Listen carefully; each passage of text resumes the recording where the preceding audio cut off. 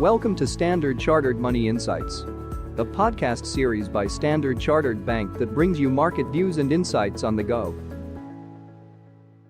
Welcome to Cut to the Chase. Today is Tuesday, the 20th of May. I'm Daniel Lam, your host for the podcast. Last Wednesday, we talked about our view that the markets is edging higher.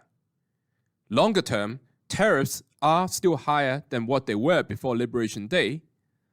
But then the US and China sitting down together and talk and negotiate ultimately points to a discussion and working towards a common ground. So the clarity factor is very important and the reason why volatility has been normalizing and back to level before the Liberation Day. Now it is very natural to ask, how long will this post-drawdown rally going to last?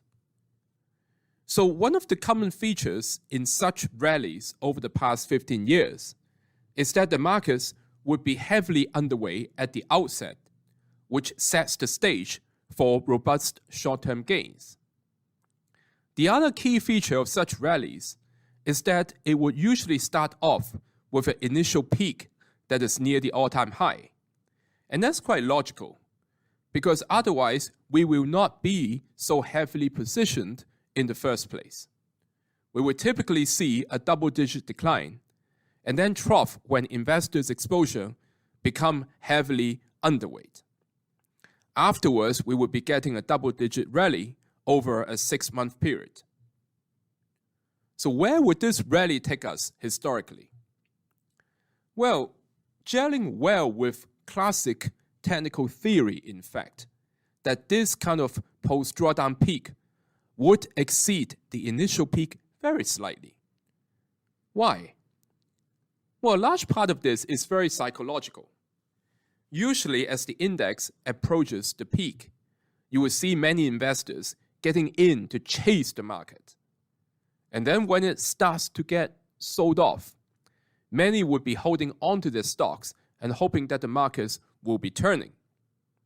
So the market manages to break the peak level again, you will be expecting heavy selling from those who have been holding on to the stocks because they have achieved, quote-unquote, break-even.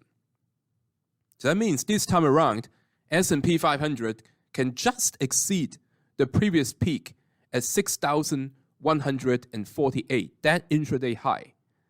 And a likely psychological level this time around would be 6,200. Now, the positioning is another key indicator.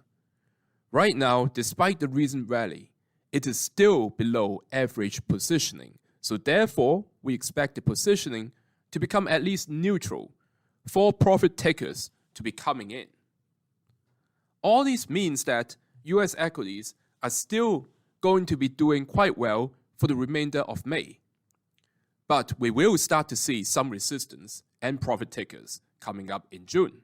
So stay tuned for that for our updates. That is all from me for today.